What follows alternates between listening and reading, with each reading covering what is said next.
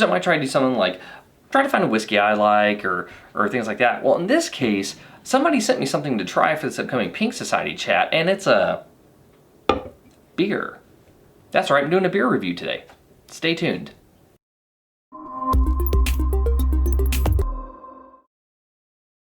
Hey everybody, this is Stuart with Wine on the Dime, but before you give me crap about today's video, go ahead and just subscribe to the channel, click the notifications bell, share with your friends, leave a comment, and, you know, do all the things, because I think this is the second beer I've ever reviewed in my channel. I have over 500 videos on it, so don't murder me for reviewing a beer. So Amanda is going to be one of the guests in the upcoming Pink Society chat tomorrow. This is her collaboration with local craft beer out of California, and it's going to be an interesting thing because I really don't drink beer.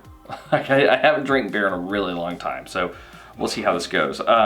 This is 8.5% alcohol by volume. It is a double IPA, and it costs, I think, $7 for 16 ounces. So no screw top, but I mean, it's a can. Kind of has the effects of a can. I mean, does that thing. So let's pour this out. Ooh, you are not filtered. You are a non-filtered beer, and y'all are probably judging me for my beer pouring capabilities right now. But I don't care, because I'm not a beer channel for the most part, and from time to time I find something that's interesting. I do enjoy beer from time to time, but so looking at it, and I don't know, like I said, I got all my certifications wine, not a beer som. So from what I can see is it looks like it has a pretty nice creamy head to it. It has a little bit of froth. Very, very unfiltered. So this will be interesting. I'm wondering how much that's going to translate into the actual texture of the beer whenever I try it. So from a nose standpoint, okay, so if you like IPAs, and I like IPAs, I really like double IPAs as well. I also like Russian Imperial stouts and other things like that. So I do like a variety of beers as well whenever I do have one on the rare occurrence. But this smells like a really nice, piney, a little bit citrusy IPA. So like I said, you're getting a little bit of sort of that pine tree effect. There's a little bit of like an orange zest going on.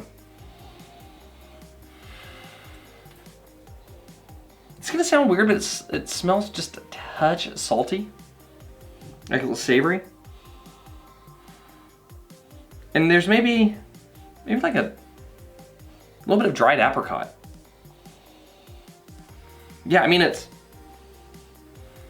I don't know, do you swirl beer? I don't know. But, I mean, it smells quite nice. I mean, I would not push this away if someone handed it to me. And on that note, well, let me try it.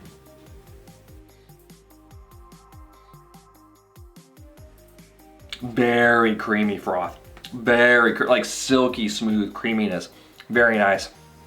I would equate the head on this beer to like a really exceptionally well done champagne in terms of the creaminess and the texture. Man, that's actually really nice. Tons of intensity in terms of those pine and orange notes.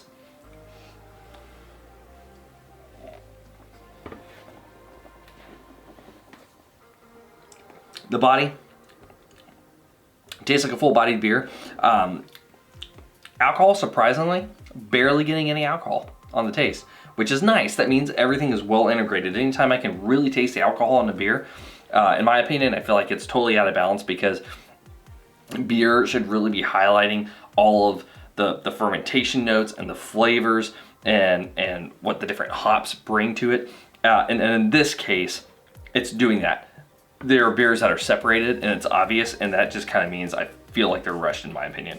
This tastes pretty darn good, and it smells really darn good.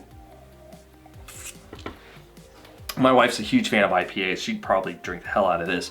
However, I will say, if you're someone who's a fan of IPAs, this is an IPA that's an IPA plus. I mean, this has a lot of intensity on the palate. On the nose, I would say it has a medium plus intensity if I was judging it like a wine.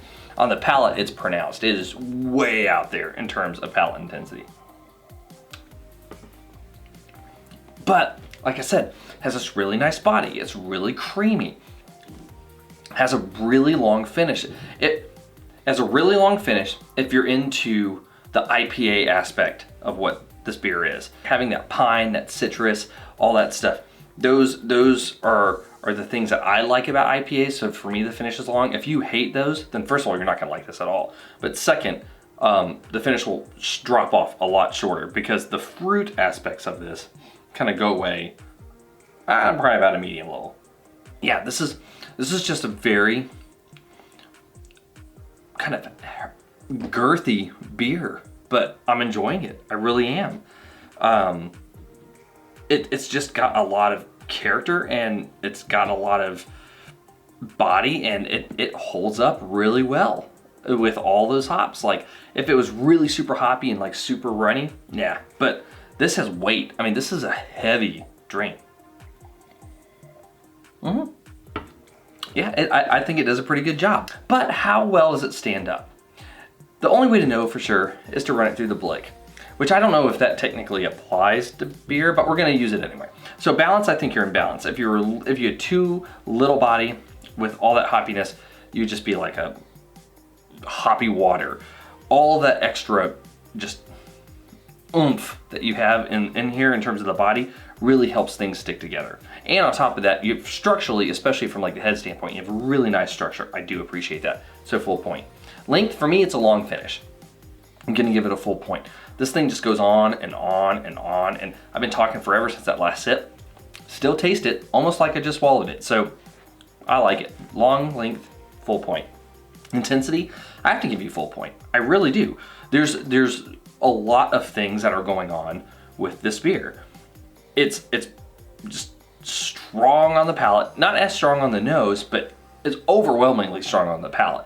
And so once you get to that point, I'm gonna give you pronounced just because you start enjoying things as you're drinking it, and that retronasal effect kicks in, and you start smelling things more. And so having such a strong palate presence actually increases the nose presence after you've had a little bit of it. Yeah, so I like that. And from a complexity standpoint, this is where I'm gonna knock you a little bit, and that's probably just because you're a double IPA. So I am getting sort of that pininess, that kind of orange effect that I was telling you about, but that's sort of it.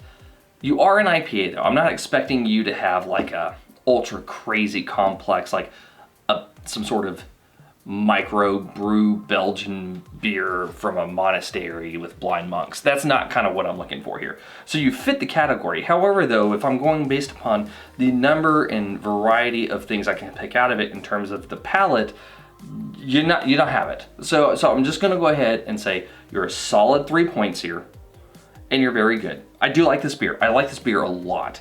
I'm actually gonna have my wife try it. It's funny though, because it looks like, it kind of has like the consistency almost of like Mott's applesauce in terms of the color and the way it looks in the glass, but it's like a really finely blended Mott's applesauce. Yeah, it's an interesting thing. I don't do beer on the channel very often. And I don't know if I should. If you like me doing a beer from time to time, maybe leave a comment, or if you think, hey, just stick to wine, you're a dumbass, then leave me a comment here too, and I won't be offended because you wouldn't be wrong in either case. I probably should stick to wine, and I probably am a dumbass. Anyway, this has been Stuart with Wine on the Dime. If you like today's video, please like, subscribe, and comment, and don't forget to drop by the Pink Society chat tomorrow. I'd be interested to know if you have had this beer. I had to catch myself there. Leave a comment below, and I will see y'all again soon with another episode of Wine on the Dime, or I will see you tomorrow in the Pink Society chat on Twitter. Have a good one.